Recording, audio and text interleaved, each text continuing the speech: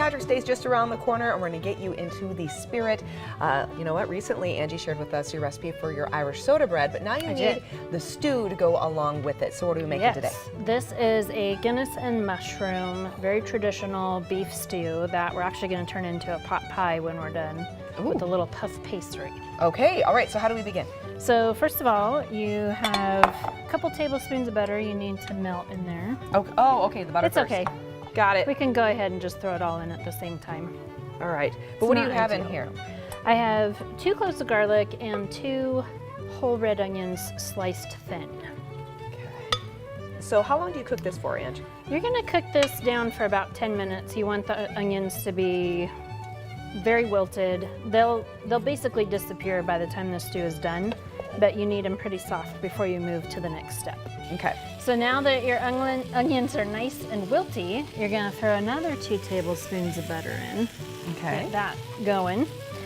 And then in this bowl, I have a pound of mushrooms, 2 celery ribs, and 2 carrots. Oh, wow. The mushrooms were big, so I quartered them, but the other ones are chopped pretty small. So you're getting all your veggies. All your veggies. It's a proper stew. Okay. Okay, Angie, so the onions cooked down, we put the mushrooms in, now they've cooked down. Yep. This is pretty much what we want it to look like. We've been going for about 20 minutes now. You want all the moisture to just be about out of there from the mushrooms. They give off quite a bit.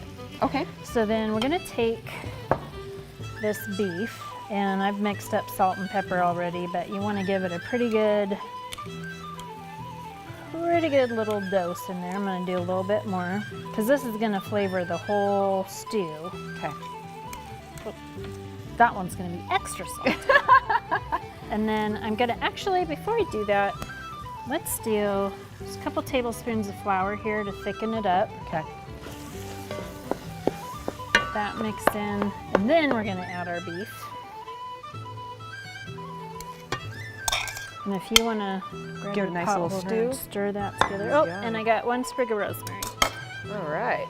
Does this look pretty good? Is that about as much as you'd like me to stir? And you just need to, I really let things rest for a while once I get it mixed up and to start developing that caramelization on the beef. Okay. All right, and about how long do we let this sit? This only goes for about 5 minutes. You just want it to caramelize quite a bit, and then the next step happens. All right, Angie, so we let the beef caramelize, and now we're finally at the final steps. Yes, so we're coming in on the close. The rest of this is kind of fun.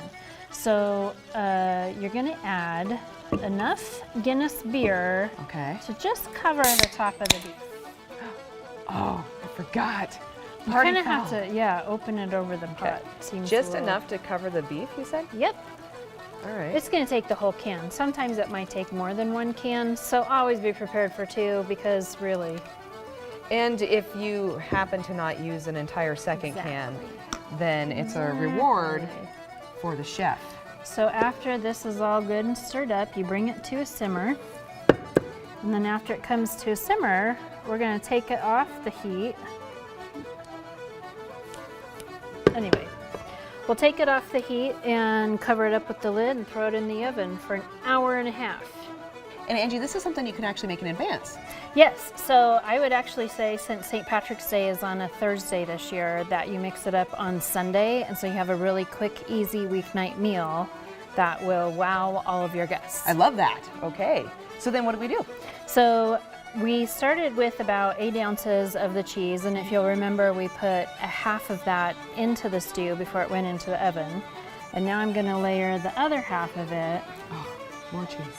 Right over the top, and this is a good old Irish Kellygold cheese. Yeah. Okay, all right.